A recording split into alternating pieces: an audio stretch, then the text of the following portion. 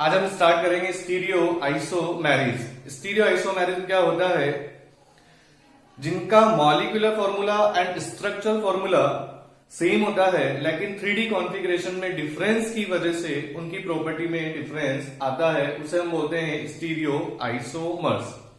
Stereo isomers का classification में पिछले वीडियो में डिस्कस कर चुका हूं, जिसका लिंक मैंने डिस्क्रिप्शन बॉक्स में दिया हुआ है, वहां जाकर के देख सकते हैं। आगे हम रख लेते हैं स्टीरियो आइसोमेरिज का ही एक टाइप, इसमें ज्योमेट्रिकल आइसोमेरिज हम डिस्कस करेंगे। ज्योमेट्रिकल आइसोमेरिज क्या होता है, तो मैंने यहां पर उसकी डेफिनेशन तुम्हें दी हुई है कि जिनमें different compound having same molecular and structural formula but different configuration in 3D due to restricted rotation along the pi bond और रिंग। पाई बॉन्ड और रिंग के अलोंग रेस्ट्रिक्टेड रोटेशन होता है। जैसे मैंने यहां पर लिया single bond, carbon carbon single bond है, ये सिंगल बॉन्ड के अलोंग तो फ्री रोटेशन होता है, क्योंकि रूम टेम्परेचर पर इतनी एनर्जी अवेलेबल होती है कि आसानी से रोटेट कर सकता है। लेकिन जैसे ही मैंने यहां पर ये डबल बॉन्ड लिया, तो डबल बॉन्ड के अलोंग कौन सा रोटेशन होगा? रेस्ट्रिक्टेड। और रेस्ट्रिक्टेड रोटेशन होगा तो ये ऐसे आसानी से रोटेट नहीं हो सकता या रोटेट ही नहीं होगा। तो इसलिए हम बोल सकते हैं कि सिस एक अलग कंपाउंड होता है और ट्रांस एक अलग कंपाउंड होता है। सिस की प्रॉपर्टीज अलग होगी और ट्रांस की प्रॉपर्टीज अलग होगी।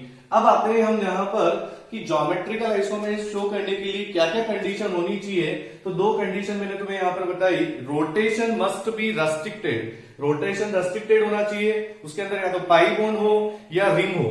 दूसरा आता है terminal group should be different and in same plane, मतलब ईच कार्बन एटम पर 2 डिफरेंट ग्रुप होने चाहिए। 2 डिफरेंट ग्रुप अगर हैं तो ही वह जीआई शो करेगा, अदरवाइज वो जीआई शो नहीं करेगा। उसके साथ साथ मैंने एक और चीज बताई कि वो सेम प्लेन में भी होना चाहिए, क्योंकि sp2 हाइब्रिडाइज एटम है। sp2 हाइब्रिडाइज एटम में यहां पर दोनों एटम ही क्या होंगे? सेम प्लेन में।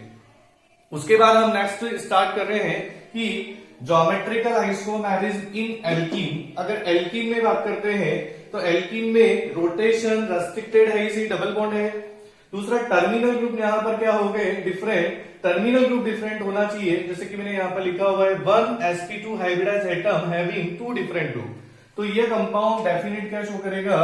जीआई शो करेगा, बोल सकते हैं। उसके बाद नेक्स्ट मैंने कुछ एग्जांपल भी लिए इसके, जैसे मैंने यहां पर बोला 2 ब्यूटीन। अब 2 ब्यूटीन में एक sp2 हाइब्रिडाइज कार्बन पर एक CH3 है और एक हाइड्रोजन है, मतलब 2 डिफरेंट ग्रुप है। इस पर भी 2 डिफरेंट ग्रुप है और each carbon atom have 2 different group, then show the GI. यह जीआई शो करेगा। यहां पर अब देखो सेकंड एग्जांपल में एक कार्बन पर 2 क्लोरीन है, दोनों क्लोरीन अगर सेम है तो यह जीआई शो नहीं करेगा, मतलब दोनों कार्बन पर 2 डिफरेंट ग्रुप होने चाहिए। जहां पर थर्ड में आ जाओ Cl Br और H और F, तो ये जीआई शो करेगा। जहां पर आ जाते हैं तो ये भी CH3 दोनों सेम ग्रुप है, तो ये जीआई शो नहीं करेगा। तो इस तरह से हम बता सकते हैं कि डिफरेंट ग्रुप हो एक ही कार्बन एटम पर और रोटेशन रेस्ट्रिक्टेड हो तो डेफिनेट जीआई शो करता है। करेंगे जहां पर ज्योमेट्रिकल आइसोमेरिज इन साइक्लोएल्केन। और साइक्लोएल्केन में जीआई शो करने के लिए एक कंडीशन होती है कि रिंग के किसी भी 2 कार्बन पर 2 डिफरेंट ग्रुप होने चाहिए। जैसे कि मैंने यहां पर कंडीशन लिखी हुई है, at least 2 carbon of ring should have 2 different group, तो ही वह साइक्लोएल्केन जीआई शो करेगा, अदरवाइज वो जीआई शो नहीं करेगा। इस चीज को देखने के लिए मैंने यहाँ पर एग्जांपल लिए हैं, जैसे मैंने यहाँ पर साइक्लोहेक्सेन और साइक्लोहेक्सेन के 2 कार्बन पर 2 CH3 ग्रुप लगाए हैं, लेकिन CH3 के साथ यहाँ पर क्या होगा? एक हाइड्रोजन होगा, इसमें भी एक हाइड्रोजन होगा, तो 2 कार्बन पर 2 डिफरेंट ग्रुप हैं, तो ये डेफिनेट जीआई शो करेगा। यहाँ पर ये जीआई शो करेगा। सेकंड हम लेते हैं, यहाँ पर एग्जांपल में साइक्लोहेक्सेन ही लिया है, लेकिन एक कार्बन पर 2 क्लोरीन है, तो ये जीआई शो नहीं करेगा। उसके बाद में थर्ड आता है, तो यहाँ पर ये साइक्लोपेंटीन है। अब इसमें एक कार्बन पर sp2 हाइब्रिडाइज और एक कार्बन sp3 हाइब्रिडाइज है, दोनों का प्लेन डिफरेंट है, तो यह भी जीआई शो नहीं करेगा यहाँ पर। उसके बाद आता है साइक्लोएल्कीन में जीआई। और साइक्लोएल्कीन में हम बोल सकते हैं कि 3 मेंबर, 4 मेंबर, 5 मेंबर एंड 6 और 7 member cycloalkene don't show the GI because it's cis form will be exist. इसकी केवल और केवल सिस फॉर्म ही एग्जिस्ट करती है। जैसे कि मैंने यहाँ पर बनाया हुआ है, दोनों हाइड्रोजन सेम साइड है, दैट इज अ सिस। ये सिस फॉर्म है, लेकिन इसकी ट्रांसफॉर्म पॉसिबल नहीं है। ट्रांसफॉर्म बनाएंगे तो रिंग को ब्रेक करना पड़ेगा, जो कि पॉसिबल नहीं है। इसलिए यहाँ पर 3, 4, 5, 6, 7 मेंबर साइक्लोएल्कीन जीआई शो नहीं करती है। और साइक्लोएल्कीन में फर्स्ट मेंबर है जो जीआई शो करता है। और मैंने यहाँ पर सिस साइक्लोऑक्टीन और ट्रांस साइक्लोऑक्टीन का स्ट्रक्चर बनाया हुआ है। इस तरह से हम बता सकते हैं साइक्लोएल्केन, साइक्लोएल्कीन और एल्कीन में जीआई किस तरह से हम शो करते हैं। ज्योमेट्रिकल आइसोमेर्स में हमने देखा कि कौन सा कंपाउंड जीआई शो करेगा और कौन सा कंपाउंड जीआई शो नहीं करेगा। अब जो कंपाउंड जीआई शो करता है तो उसकी नेमिंग क्या होगी, तो यहां पर हम लेते हैं नॉमेनक्लेचर ऑफ जीआई। और नॉमेनक्लेचर ऑफ जीआई में सबसे पहले हम 2 या 3 सिस्टम पढ़ेंगे, cis trans system, E Z system और सिन और एंटी सिस्टम। लेकिन हम यहाँ पर सबसे पहले लेते हैं सिस ट्रांस सिस्टम। और सिस ट्रांस सिस्टम क्या होता है तो मैं यहाँ पर बता देता हूं, जैसे मैंने लिखा है, अगर 2 सेम ग्रुप पाई बॉन्ड के अगर सेम साइड है तो then compound is a cis isomers या configuration will be cis, otherwise configuration will be क्या होगा, ट्रांस। तो यहां पर सिस और ट्रांस को इस तरह से हम एक्सप्लेन करते हैं कि अगर सेम ग्रुप सेम साइड है तो सिस, और सेम ग्रुप पाई बॉन्ड के रेस्पेक्ट में अगर अपोजिट साइड है तो वो क्या होंगे, ट्रांस। और मैंने कुछ एग्जांपल भी लिए हैं, जैसे यहाँ पर सिस 2 ब्यूटीन, जिसमें दोनों CH3 ग्रुप जहां पर डबल बॉन्ड के रेस्पेक्ट में सेम साइड है, दोनों CH3 ग्रुप डबल बॉन्ड के रेस्पेक्ट में क्या है, सेम साइड, तो ये सिस 2 ब्यूटीन होगा। जैसे मैंने 1 क्लोरोप्रोपीन की बात करता हूं तो 1 क्लोरोप्रोपीन में हाइड्रोजन दोनों अपोजिट साइड है, तो यहां पर ये हो जाएगा ट्रांस। जहां पर हाइड्रोजन सेम साइड है तो ये क्या हो जाएगा, सिस। लेकिन सिस ट्रांस सिस्टम से हर एक ज्योमेट्रिकल आइसोमर्स की नेमिंग नहीं कर सकते। जिसमें 4 डिफरेंट या 4 डिफरेंट ग्रुप अगर हैं तो उस कंपाउंड की नेमिंग हम सिस ट्रांस सिस्टम से नहीं कर सकते हैं, और वहां पर यह सिस ट्रांस सिस्टम क्या हो जाता है, फेल हो जाता है। तो फिर हम नेक्स्ट सिस्टम लेते हैं ईजेड सिस्टम। और ईजेड सिस्टम एक यूनिवर्सल सिस्टम होता है जिसमें हर एक ज्योमेट्रिकल आइसोमर्स की हम नेमिंग कर सकते हैं जो जीआई शो करता है। तो यहां पर ई और जेड होता क्या है, ई का मतलब होता है एंटासेजन और जेड का मतलब होता है जूसामन। एंटासेजन एक लैटिन वर्ड है जिसको हम इंग्लिश में बोलते हैं अपोजिट, और एक जूसामन जो भी लैटिन वर्ड है इसका मतलब होता है टुगेदर। तो जहां पर ई और जेड हम कैसे देते हैं, ई जेड कॉन्फ़िगरेशन कैसे आएगा, तो इसको हम डिफाइन करते हैं सीआईपी रूल से। इसको हम सीआईपी रूल से देते हैं। और सीआईपी रूल क्या होता है जिसको हम आगे की वीडियो में देखेंगे या नेक्स्ट लेक्चर में देखेंगे।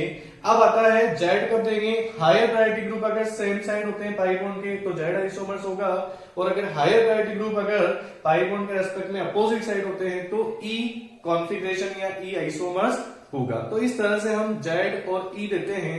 लेकिन प्रायोरिटी कैसे डिसाइड करेंगे, और हम प्रायोरिटी सीआईपी रूल के बेसिस पर डिसाइड आज हम देखेंगे सीआईपी रूल। और सीआईपी रूल की फुल फॉर्म होती है कोहन, इंगोल्ड और प्रीलोम। जैसे मैंने बताया कि ईजेड कॉन्फ़िगरेशन जो होता है वो सीआईपी रूल पर बेस्ड होता है, और हम सीआईपी रूल के आधार पर ही प्रायोरिटी डिसाइड करते हैं। यदि हायर प्रायोरिटी ग्रुप अगर सेम साइड है तो जेड होगा, और अगर higher priority group opposite side है तो ई कॉन्फ़िगरेशन होगा। जैसे यहां पर देखते हैं हम रूल नंबर फर्स्ट। अब सीआईपी रूल देखते हैं। सीआईपी रूल में रूल नंबर फर्स्ट कि फर्स्ट एटम आर डिफरेंट। यहां पर मैंने लिखा हुआ है पूरा rule, first atom are different then priority is decided according to atomic number and atomic mass of first atom. जैसे कि यहां पर डबल बॉन्डेड कार्बन से एक फ्लोरीन जुड़ा हुआ है और एक हाइड्रोजन जुड़ा हुआ है, तो दोनों में से एटॉमिक नंबर किसका ज्यादा होगा, फ्लोरीन का। तो यहां पर हम फ्लोरीन को हायर प्रायोरिटी देंगे। इसी तरह से एक कार्बन पर प्रेजेंट टू ग्रुप्स में से क्लोरीन और ब्रोमीन में किसका एटॉमिक नंबर ज्यादा होगा, ब्रोमीन का। तो दोनों में से ब्रोमीन को हायर प्रायोरिटी देंगे। अब डबल बॉन्ड के रेस्पेक्ट में हायर प्रायोरिटी ग्रुप अगर अपोजिट साइड है तो ये कॉन्फ़िगरेशन क्या हो जाएगा, ई। इसी तरह से यहां पर लेते हैं हम, जैसे मैंने NH2 और OH लिया, ऑक्सीजन फर्स्ट एटम, और इसमें फर्स्ट एटम नाइट्रोजन है तो ऑक्सीजन का एटॉमिक नंबर ज्यादा होगा, तो ऑक्सीजन को हायर प्रायोरिटी ग्रुप देंगे। जहां पर CH3 और H में कार्बन का एटॉमिक नंबर ज्यादा होगा तो कार्बन को हायर प्रायोरिटी ग्रुप देंगे। तो इस तरह से higher priority group opposite side then configuration होगा ई। उसके बाद आता है सेकंड रूल, और रूल नंबर सेकंड, जब फर्स्ट एटम अगर सेम है तो हम नेक्स्ट एटम की एटॉमिक नंबर और एटॉमिक मास के बेसिस पर प्रायोरिटी डिसाइड करते हैं। जैसे मैंने यहां पर एग्जांपल दिया है। अब यहां पर आता है हाइड्रोजन और ड्यूटेरियम। हाइड्रोजन और ड्यूटेरियम एक कार्बन पर है, दोनों ही आइसोटोप हैं, दोनों का एटॉमिक नंबर सेम है लेकिन एटॉमिक मास अलग अलग है। तो हाइड्रोजन ड्यूटेरियम में हम ड्यूटेरियम को हायर प्रायोरिटी देंगे। जहां पर अब देखो ये फर्स्ट एटम कार्बन है, इसमें भी फर्स्ट एटम कार्बन है, कार्बन के बाद में हम लेंगे एटॉमिक नंबर के डिक्रीजिंग ऑर्डर में यहाँ पर ग्रुप को अरेंज करते हैं। इस कार्बन पर एक ऑक्सीजन होगा, एक हाइड्रोजन होगा और एक हाइड्रोजन। तो यहाँ पर कुल मिलाकर के ऑक्सीजन को, जहां पर हम सल्फर को देखेंगे तो ऑक्सीजन और सल्फर में हायर प्रायोरिटी ग्रुप किसका होगा, सल्फर का। और अगर हायर प्रायोरिटी ग्रुप सल्फर है, जहां पर अगर higher priority group double bond के रेस्पेक्ट में सेम साइड है तो कॉन्फ़िगरेशन क्या हो जाएगा, जेड। इसी तरह से यहाँ पे देखते हैं, जहां पर भी ये कार्बन कार्बन कार्बन के बाद में यहाँ पे कार्बन आ रहा है, इसको हायर प्रायोरिटी ग्रुप देंगे। कार्बन कार्बन के बाद में क्लोरीन और ब्रोमीन, तो ब्रोमीन को हायर प्रायोरिटी ग्रुप देंगे। हायर प्रायोरिटी ग्रुप अगर अपोजिट साइड है तो कॉन्फ़िगरेशन क्या हो जाएगा, ई। तो इस तरह से यहां पर हम ई और जेड कॉन्फ़िगरेशन को डिसाइड करते हैं सीआईपी रूल के बेसिस पर। अब आता है थर्ड, कि यदि मल्टीपल बॉन्ड भी प्रेजेंट हो ग्रुप में, जैसे ग्रुप में ही अगर डबल बॉन्ड या ट्रिपल बॉन्ड आ गया तो हम उनमें प्रायोरिटी कैसे डिसाइड करेंगे। तो यहाँ पर डबल या ट्रिपल बॉन्ड अगर जो आता है, तो मैंने देखो बॉक्स में यहाँ पर बनाया है कि every doubly bonded atom is considered as a two atom. जैसे carbon double bond carbon, carbon से डबल बॉन्ड से कार्बन जुड़ा हुआ है तो उसको दो कार्बन कंसीडर करेंगे। इसी तरह कार्बन से ट्रिपल बॉन्ड से कार्बन जुड़ा हुआ है तो उससे तीन कार्बन कंसीडर करेंगे। जो यहां पर इसी तरह से कार्बन से ट्रिपल बॉन्ड से नाइट्रोजन जुड़ा हुआ है तो उसको हम तीन नाइट्रोजन कंसीडर करेंगे। तो every doubly and triply bonded atom is considered such as a 2 और 3 एटम, और उसके बेस पर हम प्रायोरिटी देंगे। जैसे मैंने यहाँ पर एक एग्जांपल लिया है, कार्बन डबल बॉन्ड कार्बन, तो इसमें यहाँ पर कार्बन पर कितने 2 कार्बन आ जाएंगे और एक हाइड्रोजन होगा। इसी तरह से यहाँ पर नीचे कार्बन पर 3 कार्बन आएंगे तो यहाँ पर ये 3 कार्बन, तो अब दोनों में से किसको हायर प्रायोरिटी देंगे, इस कार्बन पर 2 कार्बन है, इस कार्बन पर 3 कार्बन है, तो यहाँ पर हायर प्रायोरिटी इसको देंगे। CH3 और OH में हायर प्रायोरिटी इसको देंगे, OH को। Higher priority group same side, configuration क्या हो जाएगा, जेड। इसी तरह से यहां पर आ जाए कार्बन ट्रिपल बॉन्ड नाइट्रोजन, तो 3 नाइट्रोजन कंसीडर करेंगे। यहाँ पर कार्बन ट्रिपल बॉन्ड कार्बन, यहाँ पर 3 कार्बन। अब कार्बन के बाद में नाइट्रोजन आता है तो हायर प्रायोरिटी नाइट्रोजन को। कार्बन डबल बॉन्ड ऑक्सीजन है, कार्बन डबल बॉन्ड ऑक्सीजन यहाँ पर सेम है, यहाँ पर हाइड्रोजन, यहाँ पर OH, तो इसको हायर प्रायोरिटी ग्रुप देंगे। Higher priority group opposite side, configuration क्या हो जाएगा, ई। तो इस तरह से हम ई जेड कॉन्फ़िगरेशन को सीआईपी रूल के बेसिस पर डिसाइड करते हैं। अब स्टार्ट करेंगे हम सिन और एंटी सिस्टम। ज्योमेट्रिकल आइसोमर्स की नेमिंग में हमने सबसे पहले लिया था सिस ट्रांस सिस्टम, उसके बाद हमने लिया ई जेड कॉन्फ़िगरेशन जो सीआईपी रूल पर बेस्ड था। अब लेंगे हम नेक्स्ट सिन और एंटी सिस्टम। और सिन और एंटी सिस्टम जो होता है वो नाइट्रोजन कंटेनिंग कंपाउंड्स के लिए दिया जाता है जो जीआई शो करते हैं। जैसे मैं यहाँ पर बताता हूं, सबसे पहले मैंने लिया ऑक्सीन, और ऑक्सीन में आता है एल्डोक्सीन और कीटोक्सीन। ऑक्सीन होता क्या है, कार्बन नाइट्रोजन डबल बॉन्ड और नाइट्रोजन पर OH ग्रुप लगा होता है, उसे हम बोलते हैं ऑक्सीन। तो सबसे पहले हम बात करते हैं कि सिन कब होगा और एंटी कब होगा। तो यदि H और OH पाई बॉन्ड के रेस्पेक्ट में सेम साइड होता है तो सिन कॉन्फ़िगरेशन मिलेगा, और यदि H और OH पाई बॉन्ड के रेस्पेक्ट में अपोजिट साइड होता है तो एंटी कॉन्फ़िगरेशन मिलता है।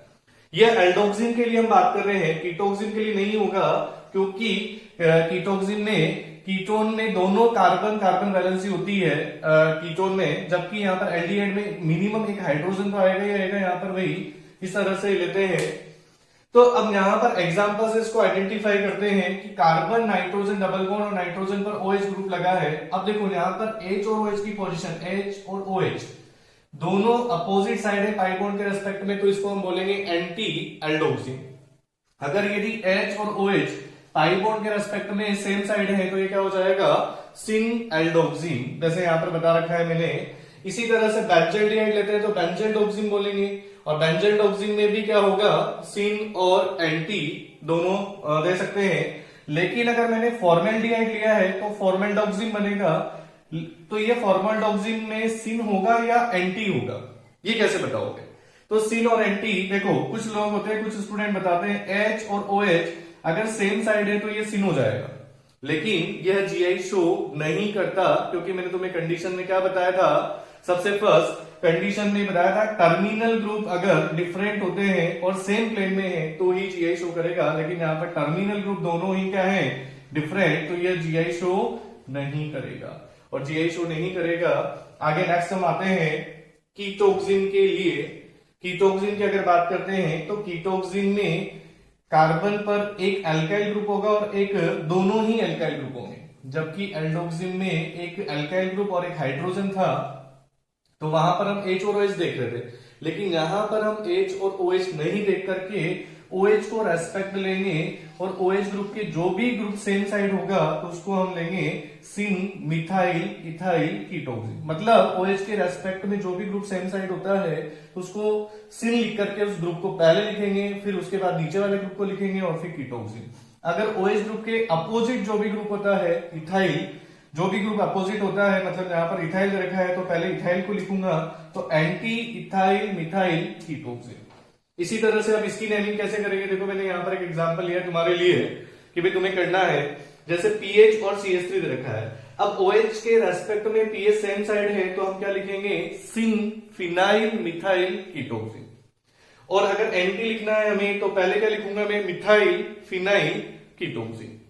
उसके बाद में कीटोक्सिन में भी अगर कार्बन पर दोनों वैलेंसी सेम है, जैसे ये हो गया एसिटोक्सिन और ये हो गया बेंजोडोक्सिन, या सॉरी बेंजोफिनोन से बना है तो ये बेंजोफिनोन ऑक्सिन बोलेंगे इसको, और बेंजोफिनोन ऑक्सिन दोनों ही GI शो नहीं करते, दोनों ही GI शो नहीं करेंगे, क्योंकि कार्बन पर दोनों वैलेंसी सेम है, टर्मिनल ग्रुप सेम है, और टर्मिनल ग्रुप सेम होते हैं तो वो GI शो नहीं करते।